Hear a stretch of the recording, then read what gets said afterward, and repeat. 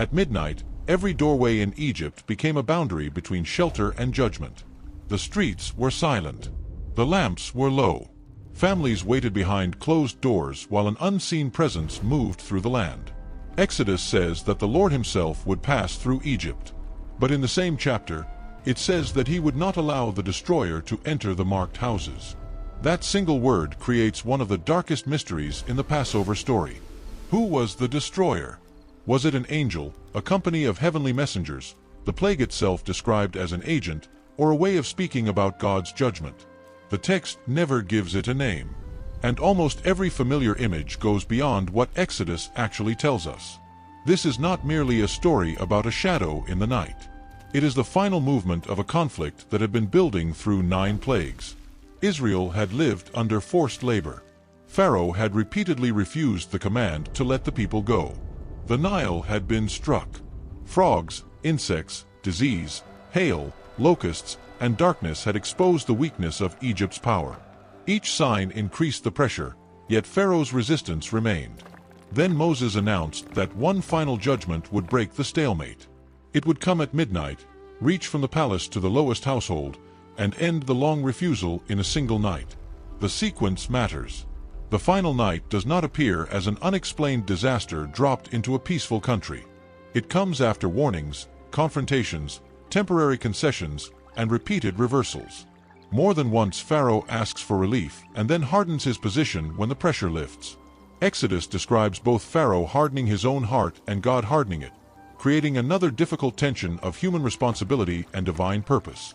Whatever interpretation a reader adopts, the narrative presents the midnight judgment as the conclusion of a public conflict, not a secret attack without warning.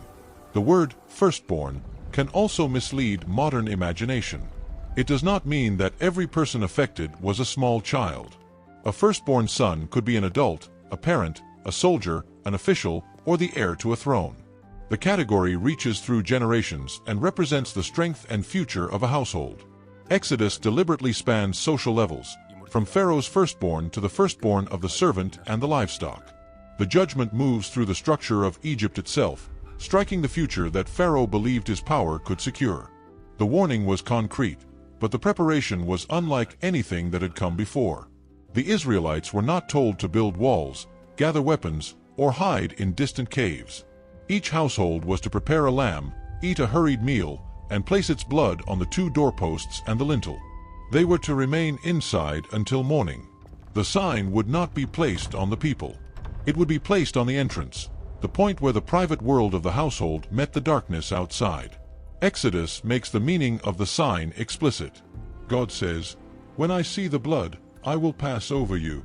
The blood was not introduced as a magical substance that independently controlled the night. It was a commanded sign within a relationship of trust and obedience. Hebrews later remembers the same act as an act of faith. Moses kept the Passover and the sprinkling of blood so that the destroyer of the firstborn would not touch them. The marked doorway declared that the household had listened before the judgment arrived.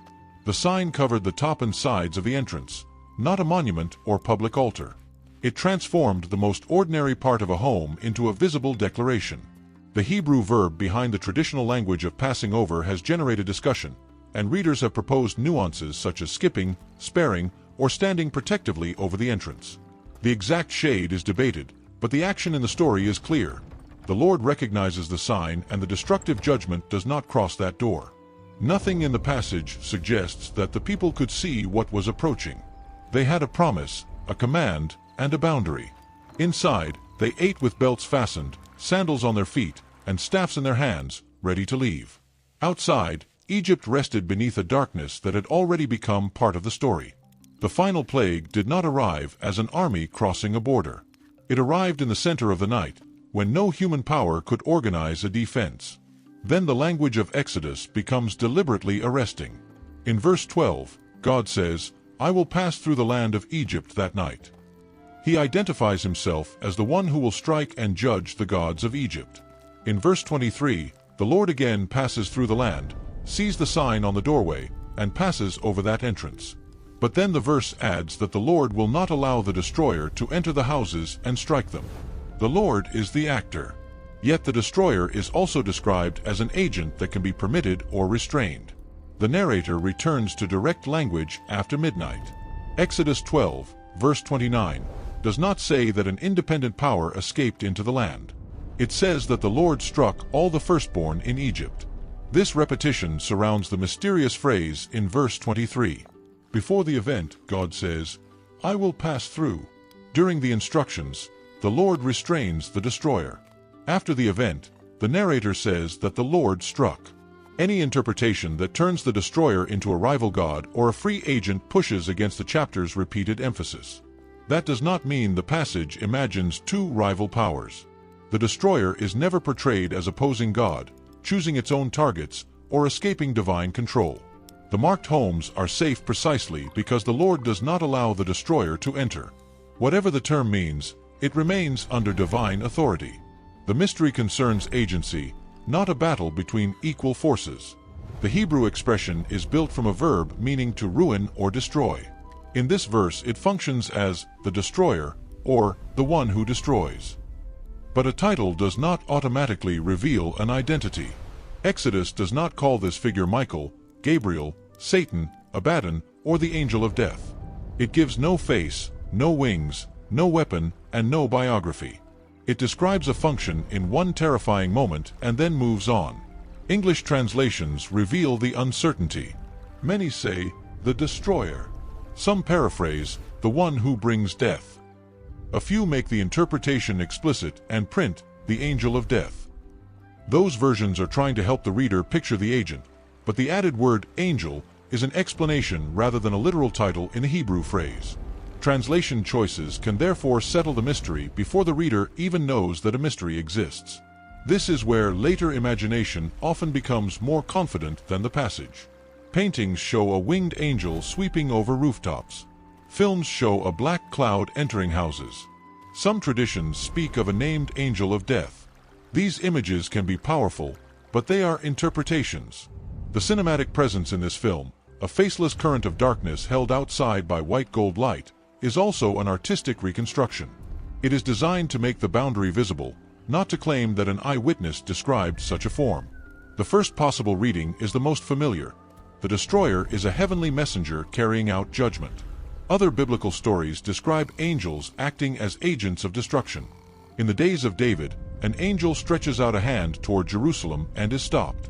In the Assyrian crisis, an angel of the Lord strikes the invading camp. Those passages do not prove that the same being moved through Egypt, but they show that the Bible can speak of divine judgment being executed through a messenger. Psalm 78 makes this reading even more plausible, though not simple. Retelling the plagues of Egypt, the psalm says that God sent a company of destroying angels, or, in translations that preserve the ambiguity, a band of messengers bringing disaster. The poetry may picture multiple heavenly agents rather than one solitary figure. It may also turn anger, wrath, trouble, and calamity into a procession of messengers.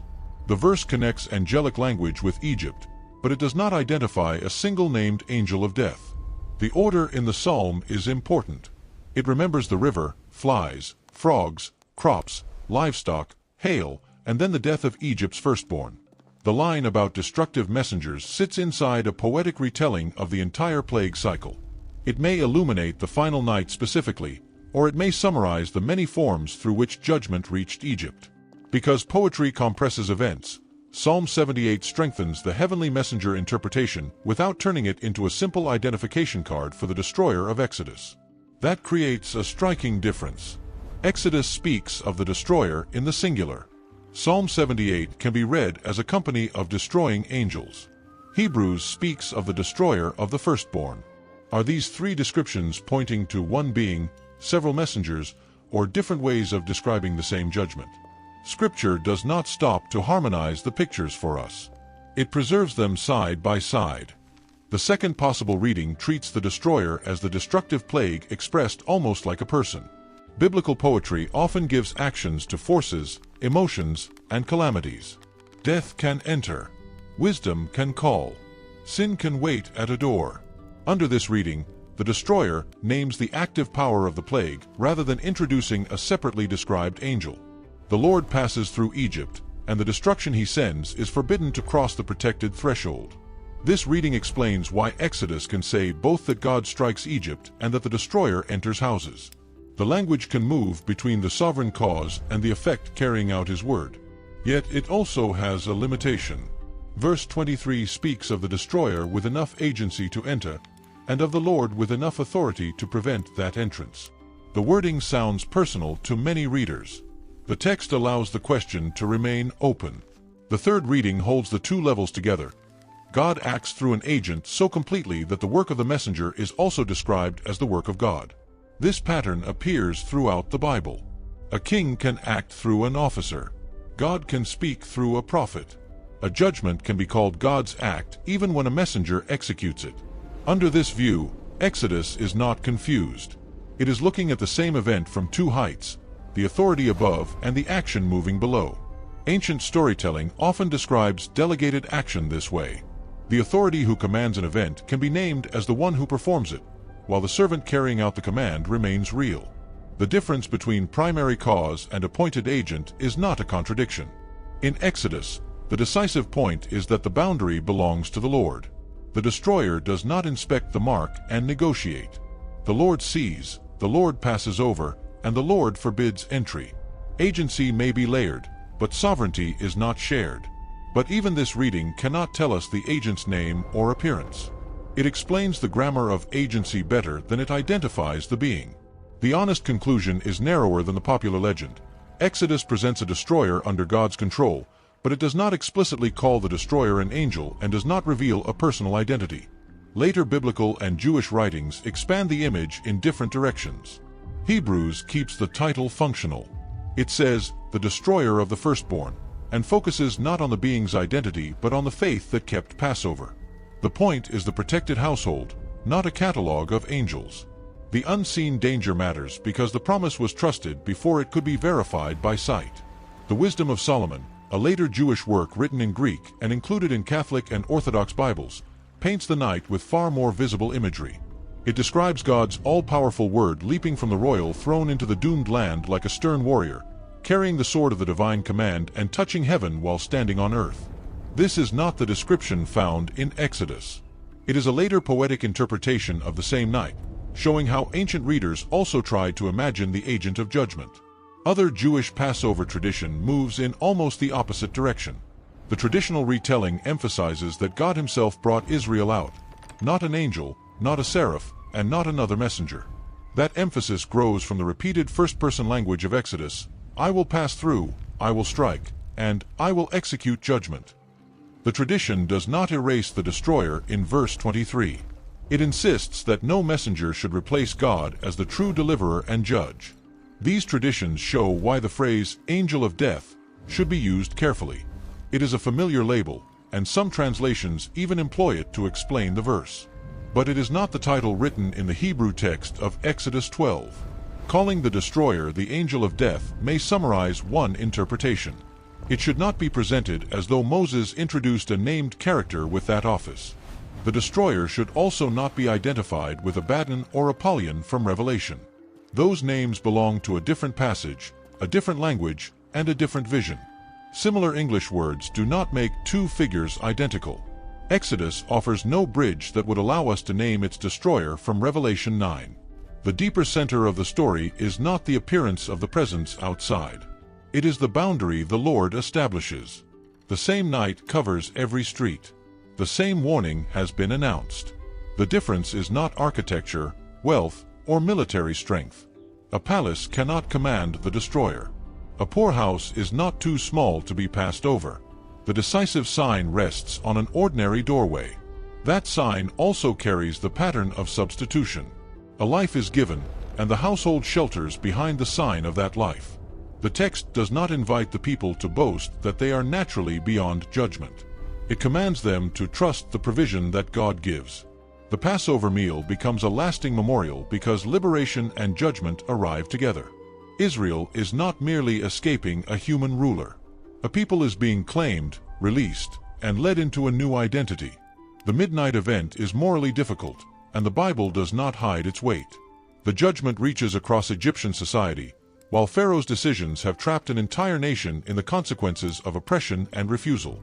Exodus itself gives no light entertainment around that night. It records a great cry in Egypt and then turns immediately toward departure. A responsible retelling should preserve the severity without turning suffering into spectacle. The narrative also forces a question about power. Pharaoh had treated human lives as resources for building, had resisted repeated signs, and had claimed the right to decide whether an enslaved people could worship or leave. At midnight, the palace discovers that political authority cannot control the breath of a nation or guarantee its future. Yet the text does not invite delight in grief. Moses had already left Pharaoh's presence in anger, and the departure that follows is urgent rather than triumphant theater. Judgment ends oppression, but the night remains a night of lament. For that reason, the most truthful image may be the one Exodus gives us: closed doors, waiting households, and an unseen boundary. We do not need to invent bodies in the streets or a monster entering rooms. The terror lies in the knowledge that judgment is passing near, that human rank cannot stop it, and that the line between exposure and shelter has been marked before midnight. When morning comes, Pharaoh finally sends Israel away. The people leave quickly, carrying what they can. The marked doors remain behind as silent witnesses to a night when the greatest empire in their world could not hold them. The destroyer vanishes from the narrative as suddenly as it appeared. No origin story follows. No name is revealed. The story moves from the mystery of the night to the road of freedom. So what passed through Egypt at midnight? The most precise answer begins with the words Exodus repeats. The Lord passed through to judge Egypt and to protect the marked houses. Within that action, the text also speaks of the destroyer, an agent or destructive force that the Lord permits and restrains. Psalm 78 adds the image of destroying messengers. Hebrews preserves the title without explaining it. Later tradition supplies stronger pictures, but none can be placed back into Exodus as certainty. The destroyer remains nameless because the story is not asking us to remember its name. It asks us to remember the Passover. The focus is not the shadow outside the door, but the promise guarding the entrance. The invisible power is real, the judgment is severe, and the boundary holds. At midnight, Egypt learns that no empire is beyond accountability. At the same hour, a people waiting behind ordinary doors learns that deliverance can begin before the road is visible. That may be the final answer to the mystery. Exodus tells us enough to feel the danger, but not enough to draw the face. It reveals authority without satisfying curiosity. The Lord passes through. The destroyer is restrained. The marked threshold is preserved. And before dawn, the long night of slavery begins to end.